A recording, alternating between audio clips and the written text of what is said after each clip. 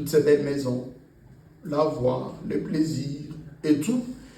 Quand tu liras tout ça, les richesses, probablement, sa voiture et tout, eh bien tout ça te dira, ben écoute, ce n'était qu'une illusion en fait. Je ne peux pas aller avec toi. Eh bien, moi, je suis habitué à vivre dans 140 mètres, 200 mètres carrés. Ben, ce jour-là, c'est pas 1 mètre carré ou 1,5 mètre carré. Et le reste restera. C'est l'ami A. L'ami B, c'est en fait les hommes, nos frères, sœurs, qui viendront un jour nous accompagner jusqu'à la tombe et qui prononceront tous les meilleurs mots possibles et qui nous diront au revoir à Dieu et ils retourneront à mi-chemin. Mais il y a un, c'est l'ami C. L'initiale de cette lettre C, c'est pour parler du Christ. Pendant que les richesses resteront, pendant que les hommes resteront, il y a un qui nous accompagnera jusque dans la maison du Père. Et c'est avec cet homme-là, Jésus, que je voudrais aujourd'hui vous proposer que la vie de tout un chacun soit une vie d'alliance avec celui-là qui ne déçoit jamais. Celui-là qui n'abandonne pas. Celui-là qui est l'Emmanuel Dieu avec nous. Celui-là qui nous tient par la main. Et hier à l'église, on a suivi, il est le bon berger. Avec lui, rien ne saurait nous manquer. Celui qui a vraiment le Christ dans sa vie, même quand il passe par les moments les plus difficiles, il a l'espérance. Il ne se verra jamais au bout du mur. Et quand je vous propose donc de méditer pendant ces 2 jours sur vie chrétienne, vie d'alliance, c'est parce que je voudrais que chacun comprenne, oui c'est vrai, je voudrais faire une expérience personnelle, une expérience d'alliance avec ce Christ. Pourquoi je dis vie chrétienne, vie d'alliance? C'est justement parce que on peut se connaître. Un homme et une femme peuvent se connaître. Ils se voient, ils se saluent. Mais la relation changera du moment qu'ils se présentent à la mairie, qu'ils se présentent à la commune, qu'ils se présentent à l'église pour dire désormais, je suis ta femme, désormais, tu es mon mari. Là, ils entrent dans l'alliance. Ça veut dire qu'ils vont mener une vie ensemble qui est différente de celle qu'ils menaient probablement avant quand ils se saluaient sur la route. Alors avec Jésus, c'est la même chose. Parfois, nous menons une vie, Jésus, ça va. Je passe par une église, ça va mon gars, Jésus, c'est bon. Eh ben, t'es cool, Jésus, ben voilà. Mais puis après, c'est fini, on ne se connaît pas. Mais moi, je vous propose, par ces 2 jours, une relation un peu plus supérieure, une relation d'alliance. Où ce n'est plus de loin, où ce n'est plus, mon pote, non, où c'est vraiment, il y a quelque chose qui vous unit. Voilà ce que je me propose de partager avec vous pendant ces 2 jours. L'alliance. Et pourquoi ce mot alliance? Parce qu'en fait, Dieu, notre Dieu, il a conclu plusieurs fois des alliances avec des générations et des générations.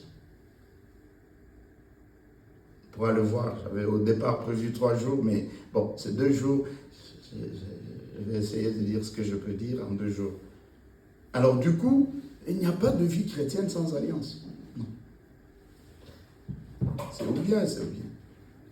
C'est comme un homme et une femme, et puis on dit, on va essayer de vivre un style de vie où, bon, tu es ma femme, je suis ton mari, mais écoute, toi, tu restes chez toi, moi je suis chez moi, et puis,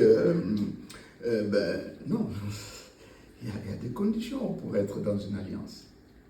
C'est ce que nous allons découvrir. Alors, qu'est-ce qu'est une alliance? Une alliance est un accord. Un accord solennel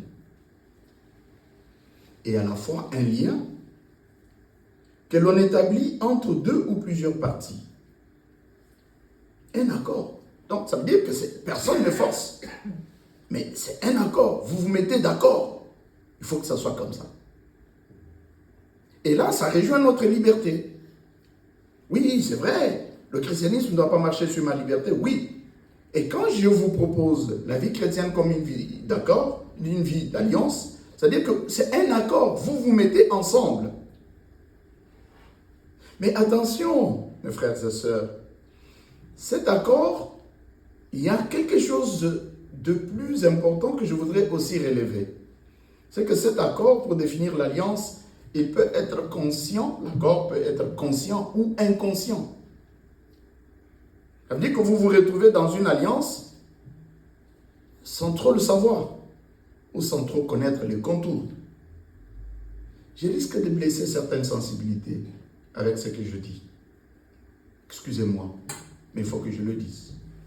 Et nous allons les découvrir à travers ce qu'on dit, les éléments constitutifs d'une alliance. Mais une alliance, c'est facile à comprendre quand c'est conscient. Donc ça veut dire, j'ai donné ma vie à Christ. Je me suis mis là. J'ai dit oui à Christ. Mais ça devient inconscient, une alliance.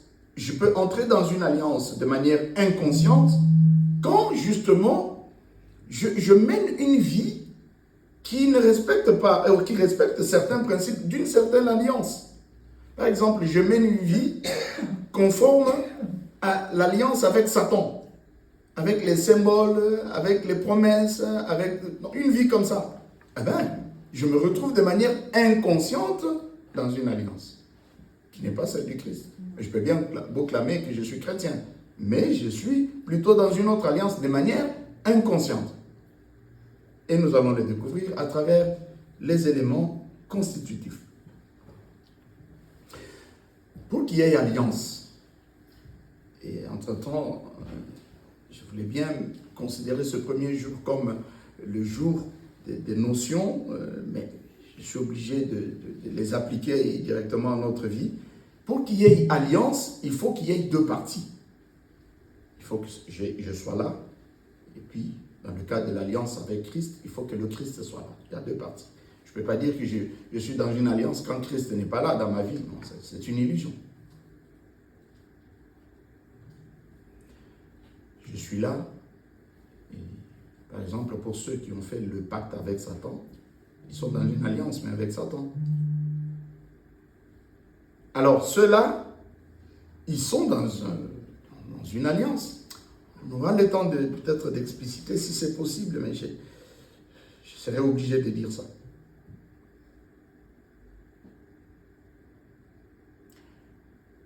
Il semble que quand je parlerai de la franc-maçonnerie, je parlerai tout simplement des FM. Quelqu'un peut entrer dans ce mouvement quand il atteint un certain degré, je pense au 30e degré, il fait une alliance avec Satan. Et quand vous êtes votre père, et à ce niveau-là, ces gens-là, on leur demande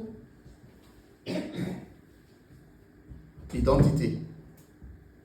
Tel, fils de, marié à, père de, et on cite vos noms. Vous n'êtes pas dans cette alliance. Mais votre nom se retrouve quelque part. Et cet homme fait une alliance avec Satan, il vous entraîne. J'ai rencontré, je ne peux pas l'appeler un ami, mais un monsieur qui est venu jusque chez moi à Kinshasa, il est belge. Un monsieur sympa, hein, sur le plan social. Et quand je lui dis, mais écoute, je cite son nom, pourquoi tu ne viens pas à l'église? Il me dit, ben, écoute, Justin, je ne peux plus. Je dis, mais pourquoi? Je dis, moi j'ai donné ma vie à quelqu'un d'autre. Il me l'a dit clairement. Il a passé nuit dans mon appartement, mais quand il est parti, il fallait que j'exorcise mon appartement parce que ce que je vivais n'était pas bien.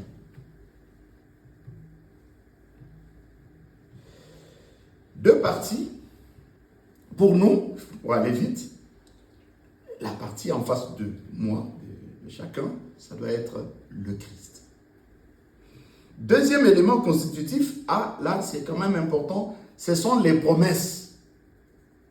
Et là, je voudrais directement entrer en matière. Parce qu'il s'agit d'une vie chrétienne qui est une vie d'alliance, vous ne pouvez pas vivre comme chrétien sans promettre à Jésus, qui est votre partenaire dans l'alliance, quelque chose. Non. C'est là que ça devient sérieux. Ça commence à devenir sérieux. Quand vous dites par exemple, Seigneur, je suis en alliance avec toi, ça veut dire qu'il y a des choses, je me dis, ça, je dois faire pour contenter celui avec qui je suis dans l'alliance. Ça, je ne peux pas faire. Un exemple pratique, chez moi. Excusez-moi de parler de moi, c'est pour que ça soit clair. Je me suis dit, je suis prêtre et je dois célébrer l'Eucharistie. Oui, ça c'est normal. Mais il y a parfois, vous célébrez par devoir. Vous dites, bon, voilà, les chrétiens m'attendent, je dois aller célébrer. Mais il y a 2 moments où tu te dis, bon, je n'ai pas pu célébrer, mais je suis fatigué, je dors. Mais moi, au niveau personnel, je me suis dit, jamais un jour sans Eucharistie. C'est une promesse que j'ai faite au Seigneur. Que je sois dans un hôtel, j'ai toujours ma petite valise chapelle. Même à 23h40, je dois commencer l'Eucharistie pour ne pas passer un jour sans Eucharistie. Mais pourquoi? Parce que j'ai dit, Seigneur, je te promets que dans ma vie, je ne peux pas passer un jour sans Eucharistie. Je peux ajouter un deuxième, je dois ajouter un troisième élément. Excusez-moi, qu'est-ce que c'est que ça? Excusez-moi, je vais éteindre, je pensais avoir mis... oui.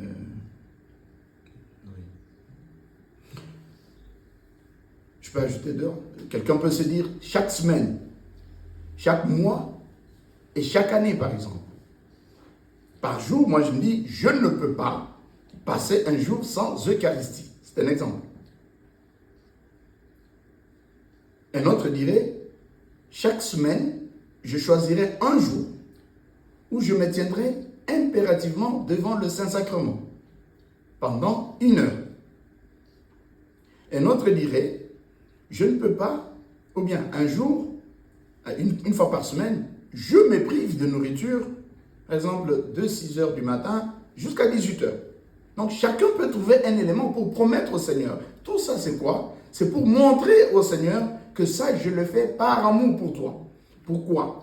Parce qu'il y a beaucoup de choses que nous faisons par habitude.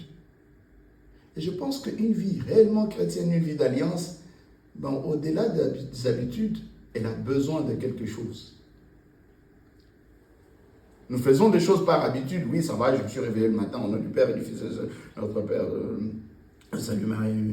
Et puis, il arrive des fois que quelqu'un, pendant qu'il récite le Notre Père, la première partie c'est le Notre Père, la deuxième partie c'est le Je vous salue Marie.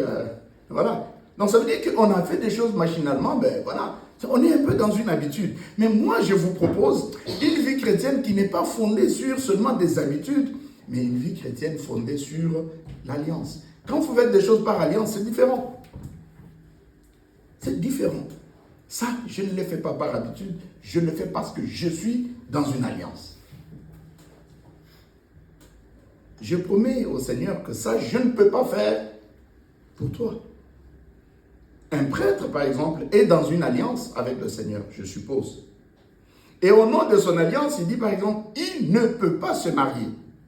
Alors, celui qui, par exemple, un prêtre, qui est devant une possibilité d'avoir une femme, mais qui ne la prend pas, parce qu'il est dans une alliance, et tant qu'il respecte cette promesse, il est dans l'alliance. Et je vous montrerai les avantages d'être dans une alliance. Alors, à ce niveau, est-ce que je peux vous demander de réfléchir dans votre vie chacun? Qu'est-ce que je ferai moi pour promettre à Dieu quelque chose que je respecterai? Que je sois vraiment dans une alliance. Ou bien je dois mener une vie chrétienne par habitude. Ou bien je voudrais quand même monter. Et pour cela, qu'est-ce que je dois m'interdire par amour pour Dieu?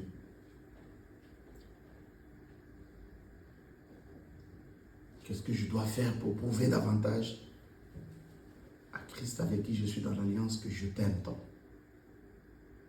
Et il faudra le faire. C'est Jésus qui a tout donné pour toi. Il était bien tranquille chez son Père, son trône de gloire, partageant la même divinité que son Père. Mais il a accepté de tout abandonner, de venir s'emprisonner dans ce corps lié au temps et à l'espace et à la misère, subissant ainsi les tortures de sa génération. On ne l'a pas peut-être compris, on l'a malmené, on l'a accusé de tous les maux, alors que partout où il est passé, la Bible dit, il n'est passé qu'en ne faisant que du bien. C'est Jésus qui a nourri des milliers de gens. C'est Jésus qui a ressuscité des morts. C'est Jésus qui a guéri des malades. Partout où il est passé, il n'a fait que du bien. Il est le même hier, aujourd'hui, éternellement. Ce qu'il a fait hier, il peut encore le faire pour toi aujourd'hui. Quel grand amour tu vas encore avoir. Il a accepté de tout donner.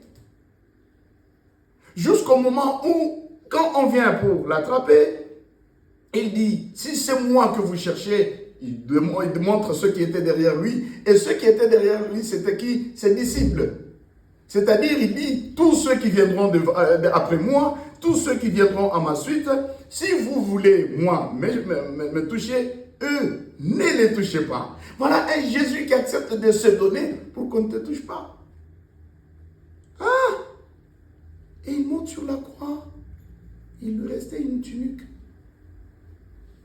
Il accepte de tout donner. Il est même nu. Et sur cette croix, son corps est complètement mutilé. Qu'est-ce qu'il pouvait encore donner qu'il n'a pas donné? Jusqu'à sa vie, il a donné pour que toi, tu aies la vie éternelle. Est-ce qu'un homme pareil, je ne peux pas aussi lui promettre quelque chose?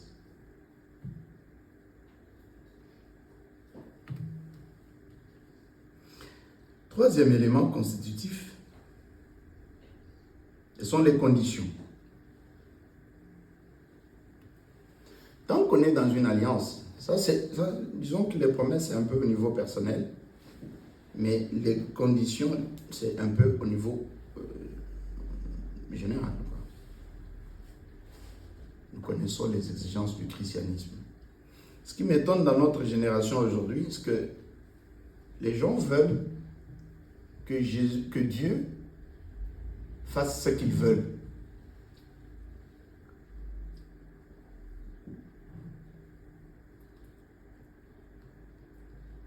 Quand on dit qu'il y a des conditions, mais les gens ne veulent plus. Quelqu'un me pose une question sur la communion. Je dis, bon, voilà, en principe, voilà. Quelqu'un dans cet état, est-ce que vous le savez, quelqu'un dans un état de péché mortel ou de péché grave, il ne doit pas s'approcher de la table du Seigneur. Et la personne me pose la question, comme par exemple quoi? Je dis, tous les péchés en rapport avec les 10 commandements. Tu as adoré notre Dieu plutôt que tu as cité le nom de Dieu en vain, tu n'as pas honoré le jour du Seigneur, tu n'es pas allé le dimanche à la messe, ou bien le dimanche tu as fait des bêtises, tu n'as pas honoré le Seigneur dans ce jour, tu n'as pas honoré ton père et ta mère, tu as tué par avortement ou par quoi, tu as marché, tu as vécu dans l'impudicité, tu as trompé, tu as volé, tu as convoité. C'est des péchés graves par rapport aux 10 commandements. Quand tu te reprêches de ces péchés, en réalité, c'est clair que tu ne dois pas t'approcher de la table du Seigneur. Ah non, c'est trop dur. Il dit, bon, fais ce que tu veux. Moi, je te dis la vérité.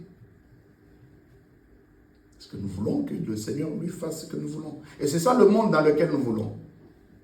Mais une église ouverte, une église qui comprend, une église qui accueille. Oui, mais attends, moi je viens de l'Afrique.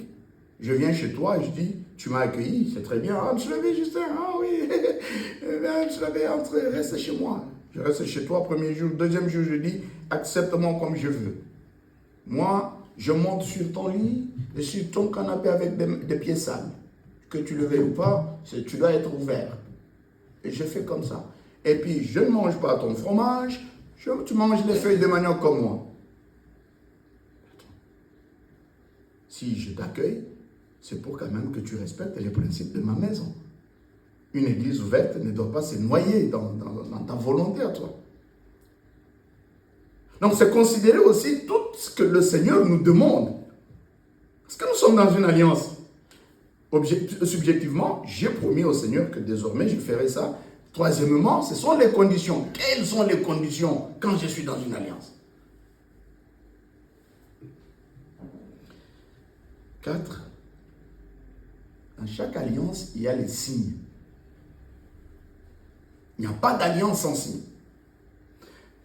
C'est là que je disais que je risque de blesser l'une l'autre sensibilité. Nous, chrétiens, quel est le signe? Le premier signe, c'est la croix. Il n'y a pas de christianisme sans croix. Dans nos maisons, nous devons avoir la croix. C'est ça notre signe. Le signe de l'alliance à laquelle nous appartenons. Et vous voyez le travail du diable. Nous qui exerçons un ministère de délivrance et d'exorcisme, nous comprenons que quand quelqu'un est possédé et que tu brandis la croix, la personne est mal à l'aise. Parce que dans la croix, il y a une puissance, il y a une force. Et le diable a voulu que les croix ne s'affichent plus, pour qu'ils soient tranquilles. Parce qu'à la croix, ce n'est pas Jésus qui a été vaincu, mais c'est Jésus qui a vaincu Satan. Et il n'est pas à l'aise chaque fois qu'il voit une croix. Mais attention, tu peux te retrouver dans les signes qui sont plutôt sataniques que chrétiens. Attention avec la croix. La croix, notre croix, c'est le dessus est inférieur, la partie au-dessus est plus petite par rapport à la partie d'en bas. Mais quand c'est le contraire, ça s'appelle la croix renversée. Et ça, c'est un des signes sataniques. Les signes sataniques, je peux vous demander chacun de consulter sur Google et de taper sur Google les signes sataniques, vous les verrez. Je n'ai pas beaucoup de temps pour les décrire ici.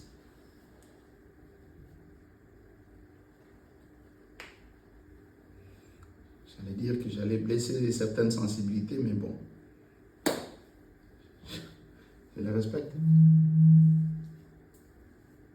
Il y a des signes aujourd'hui que les gens font. Je parie fort que c'est par ignorance. Parce qu'ils ne savent pas. Lors d'une séance de prière chez nous, le Seigneur a révélé à quelqu'un, a révélé plutôt dans l'assemblée, il y avait une femme qui portait une chaînette au tronc. Ça s'appelle à Kinshasa les mayakas. Les femmes portent comme ça de manière, comme pour dire, c'est pour faire la forme. Et puis il y en avait une qui avait aussi porté une chaînette au talon. Et pendant que la parole de connaissance sortait, il s'est révélé que c'était des pratiques qui emprisonnaient ces genres de personnes. Faisons donc attention, donc chacun peut aller vérifier. Je vais dévier là pour ne pas trop blesser certaines sensibilités. Quelqu'un peut aller vérifier. Faisons attention à ce que nous gravons sur nos murs, nous gravons sur nos corps, nous gravons sur je ne sais pas quoi que ce soit, nous utilisons. Et même quand un chrétien fait le signe de croix, il dit on a du Père et du Fils et du Saint-Esprit. Ah bien, la partie là, elle est plus longue que celle qui est en bas. Et vous risquez de faire une croix renversée, mais sans le savoir. Attention donc à tout ça, il y a donc ces signes qui sont très importants et que nous devons savoir. Attention aux signes sataniques, chers chrétiens, aujourd'hui dans le monde. Notre génération, il y a beaucoup de mélanges, méli-mélo. Surtout nos frères, sœurs qui sont un peu encore plus jeunes. Le monde vous propose beaucoup de choses. Et faites attention.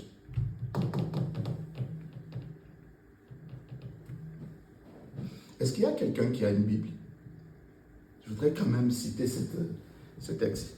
Lévitique, verset 19, et chapitre 19, verset 27. C'est là? C'est pas la Bible? Si. S'il n'y a pas, il y a des Bibles dans les téléphones. Si. Lévitique, c'est la Bible. Maintenant, j'ai parlé avec un chrétien quelque part, il dit, mais non, ça c'est l'histoire des Juifs. Non, c'est la parole révélée. Lévitique chapitre 19, verset 25. Ah oui. Qu'est-ce que c'est que ça? Oui. Qu'est-ce que c'est que ça?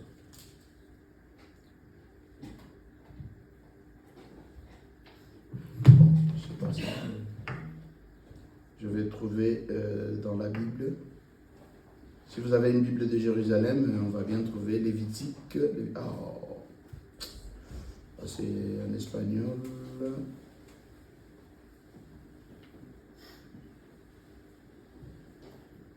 Tu as la Bible là?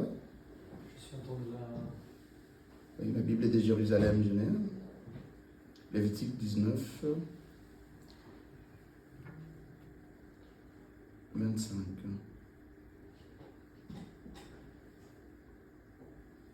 Non.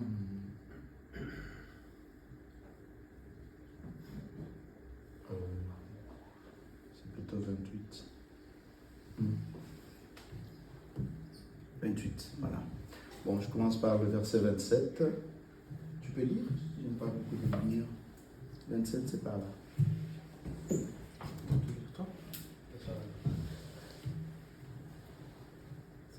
28.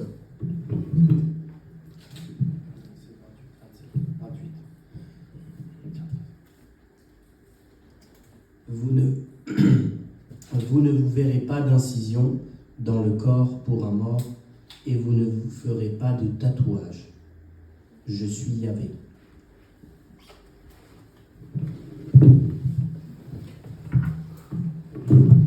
On va passer.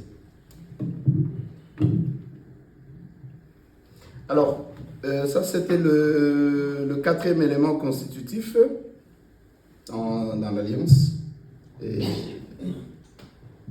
cinquième élément, dans chaque alliance, il y a ce qu'on appelle les sanctions. Le mot est fort, mais c'est ça. Et ça, plus dans les alliances que les gens font sur le plan politique, même avec le diable, vous ne respectez pas ça, eh bien vous êtes cuits. Mais l'alliance à laquelle nous appartenons, c'est une alliance, comme nous allons le découvrir demain, fondée sur les meilleures promesses. Une alliance de miséricorde pour celui qui revient, pour changer sa vie. Voilà. Alors, je vais aller vite. Quel est l'avantage d'être en alliance avec Jésus? Je vais, avant ça, vous proposer quelques textes bibliques où on voit comment les gens ont fait des alliances qui ont été dangereuses. Et les bonnes alliances existent. Alors, la première référence biblique, c'est Josué chapitre 9, verset 1 à 27. C'est une alliance par la ruse. Ici, dans ce texte, vous allez découvrir que les gens, ils ont appris ce que le Seigneur était en train de faire avec le peuple d'Israël. Ils sentaient que ce peuple est très puissant et ils ont utilisé la ruse pour conclure une alliance afin qu'ils ne soient pas touchés.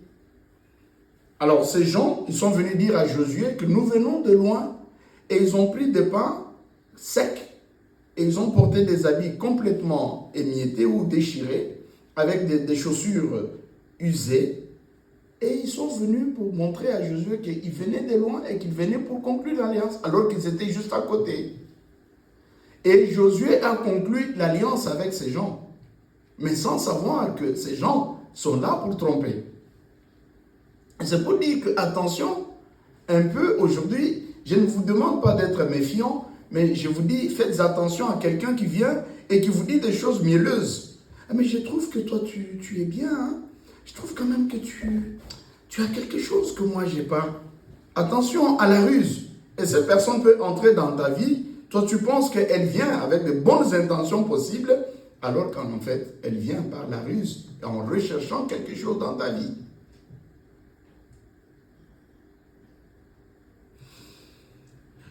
Dieu a condamné cette alliance que Josué a faite avec ces gens parce que c'était une alliance fondée sur la ruse. Isaïe chapitre 30, versets 1 à 3, c'est contre l'Égypte, contre l'alliance faite avec l'Égypte. Ici, en fait, Israël est allé faire une alliance avec l'Égypte parce que, en fait, il croyait que l'Égypte est forte et qu'il fallait une protection, quoi. Ici, faites attention à des mentors, surtout au niveau de travail. Quelqu'un peut avoir ses convictions, mais il est haut placé. Et il commence à te mettre des idées dans la tête et tu commences à vouloir faire comme lui. Non mais attention, tu peux venir avec nous, c'est juste des exercices de relaxation, ça va te permettre juste de te sentir mieux, ça n'a rien à voir avec ceci. Et toi, tu vois sa position par rapport à toi, tu lui dis, bon, je vais lui faire plaisir. Et pendant que toi, tu dis dans ces exercices de relaxation, c'est spirituel, tu ne sais pas quel esprit entre en toi. Tu dis, bon, je n'ai pas de choix, il est fort, il faut quand même que je respecte. Je vais vite. 2 Chroniques, chapitre 20, versets 35 à 37. Des mauvaises compagnies. Josaphat va faire alliance avec Ocosias, qui le poussa à mal faire. Josaphat, c'était un roi, un roi, qui va faire alliance avec un autre roi. Et ce roi le détourne de la voie de Dieu. Ici, c'est en fait un peu pour dire, vous avez une vision de vie. Vous voulez entrer dans une vie chrétienne, une vie d'alliance. Mais regardez un peu avec qui vous traînez. Est-ce que c'est des gens qui ont une ascendance sur votre vie au point de vous influencer? Vous avez perdu quelque chose? Oh, t'inquiète, on va tirer les cartes. T'inquiète, on va... Non, tu sais, je peux découvrir quelque chose. Hein. Non, tout ça, c'est lié, voyez, la cosmologie avec toi, ça va t'inspirer. Tu es né en quel mois, toi? C'est le signe. Non, attends, il faut faire attention à ceci. Ces genres de choses, apparemment, elles sont belles, mais elles te mettent dans une alliance de manière inconsciente. Alors, ici, un autre exemple, c'est Jérémie 35, 1 à 7. Ça, c'est l'histoire très douloureuse d'un peuple qu'on appelle les Récabites. Les Récabites, qu'est-ce qui s'est passé dans l'histoire? C'est des gens, un jour, le prophète Jérémie, envoyé par Dieu, va dire aux Récabites, prenez du vin, soyez à l'aise. Les Récabites lui disent, non, nous ne pouvons pas prendre du vin, nous ne pouvons pas construire de maisons, nous ne pouvons pas être heureux, parce que notre ancêtre nous a dit de demeurer comme ça pour avoir une longue vie. Ça, attention, c'est des alliances faites par les ancêtres, et nous nous retrouvons dedans. C'est que toi, tu n'as pas fait, mais tu en payes le prix. Quelque chose qui avait été fait par tes ancêtres, et toi, aujourd'hui, tu en payes le prix. Les Récabites sont des gens, aujourd'hui, ils disent, nous ne pouvons pas construire des maisons. Et il y a des gens, aujourd'hui, dans leur vie, ils sont bloqués parce qu'ils sont dans une alliance fondée sur leurs ancêtres. Leur vie est bloquée quelque part parce qu'il y a une origine qui est douteuse dans leur vie. Et tant que tu es là, et c'est que cette alliance n'est pas brisée dans ta vie, la personne va tournoyer et deviendra victime de ce qui avait été dit. Alors, ce genre de circonstances, on les voit souvent dans la vie des personnes. Il vit pratiquement ce que son père a vécu. Son père vit pratiquement ce que son grand-père a vécu. Attention, quand vous voyez ce genre de choses, il est temps de comprendre qu'il y a quelque chose qui ne va pas. Demander la prière de délivrance.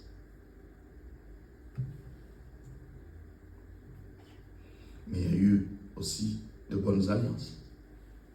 Et quand tu es dans la bonne alliance, avec Dieu par exemple, il y a beaucoup de choses qui vont arriver. Et la première alliance que Dieu a conclue dans l'histoire, c'était avec Noé. Avec cette alliance, Dieu a donné à Noé, plutôt qu'est-ce que je dis, Adam. C'était dans le jardin. Il leur a donné de vivre heureux dans le jardin d'Éden. Alors aujourd'hui, quand tu es dans la bonne alliance, Sache bien qu'il y a des avantages que tu vas avoir avec Dieu. Dieu peut te mettre dans le jardin où tu te sens bien. Et le jour où ils ont rompu cette alliance, eh bien, on connaît la suite. Quand ils sont sortis de cette alliance, voilà la suite. Une autre alliance, c'est l'alliance que Dieu a conclue avec Noé. Eh bien, Noé a été un homme fidèle. Et quand Dieu, malheureusement, c'est une expression très forte qui ne passe pas trop bien dans notre génération aujourd'hui, Dieu a décimé l'humanité, mais a préservé la vie de Noé. Et afin, quand Noé est sorti, eh bien, Dieu a conclu une alliance avec Noé, en lui disant, plus jamais je ne détruirai la terre grâce à toi. Parce que tu as respecté, tu m'as honoré.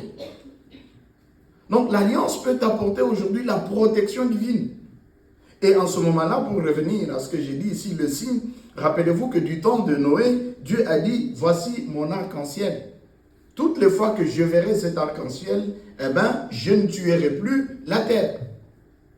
Donc si aujourd'hui Dieu, là il y a des gens qui disent, ben, si votre Dieu là, eh ben, il n'y a qu'à nous décimer, attention, ben, nous sommes couverts par l'alliance, l'amour de Dieu, qu'il a symbolisé ici par l'arc-en-ciel.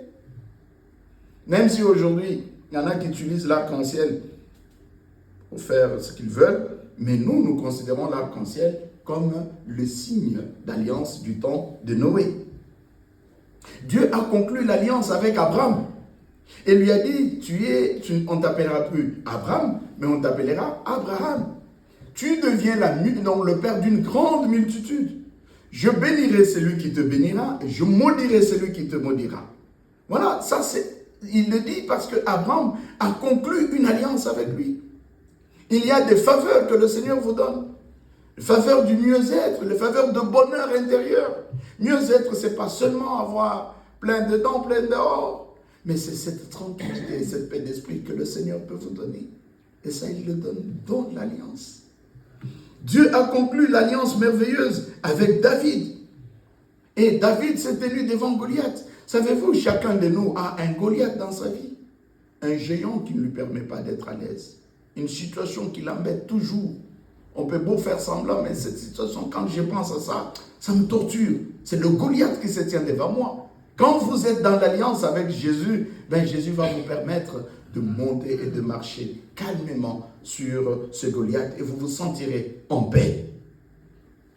Dieu a conclu une alliance avec bien de gens et quand vous concluez cette alliance, comme il y a la promesse que vous avez faite à Dieu et que vous tentez de respecter cette promesse, le Seigneur aussi vous donnera pas mal de promesses qu'il réalisera dans votre vie. Voilà un peu aujourd'hui ce que je voulais qu'on dise de manière vraiment, j'avais voulu que ça soit premier jour, notion, deuxième jour, mais j'essaye de dire ça comme ça. Et demain, nous allons découvrir la meilleure alliance fondée sur les meilleures promesses en Jésus-Christ. Et je voudrais qu'aujourd'hui, dès ce soir, que chacun au moins se souvienne qu'il peut dire oui, c'est vrai, ma vie chrétienne doit être une vie d'alliance où j'ai fait des promesses à mon Dieu et que je cherche de respecter. En respectant, je me dis ça, au nom de mon alliance avec Dieu, je ne peux pas faire. Ça, je peux faire. À partir d'aujourd'hui, je ferai ça. Admettons comme dans le mariage. Excusez-moi, quand un homme et une femme sont dans le mariage, il y a des choses que la femme et l'homme ne peuvent pas faire séparément. L'homme ne peut pas dire, ben moi je suis dans mon mariage facilement, ben je peux voir ailleurs. Même pas la femme non plus. Ils s'interdisent de faire certaines choses parce qu'ils sont dans une alliance l'un l'autre. Et la femme peut bien avoir envie de... Mais à un moment donné, elle tient aussi compte de son mari. Le mari peut vouloir, mais il tient aussi compte de sa femme. Et dans cette alliance, faisons aujourd'hui, ce soir, chacun peut voir, moi, qu'est-ce que je peux bien faire? Qu'est-ce que je peux promettre au Seigneur? Et comment, au nom de ma liberté, je peux revenir sur les exigences de Dieu? C'est vrai, je suis libre, mais j'ai toujours comparé la liberté d'un chrétien à la liberté d'un Européen. Qui sort avec sa voiture? Aussitôt qu'il sort, il est dans une agglomération, il est obligé de conduire, je ne sais pas ici c'est combien, il y a des zones 30, il y a des zones 50. Mais pourtant, il dit qu'il est libre. Pourquoi là où c'est écrit 50, lui ne va pas jusqu'à 80? Est-ce qu'il n'est pas libre? Quand il est sur l'autoroute, mais sa voiture peut aller jusqu'à 220 à l'heure. Pourquoi il ne va pas jusqu'à 220?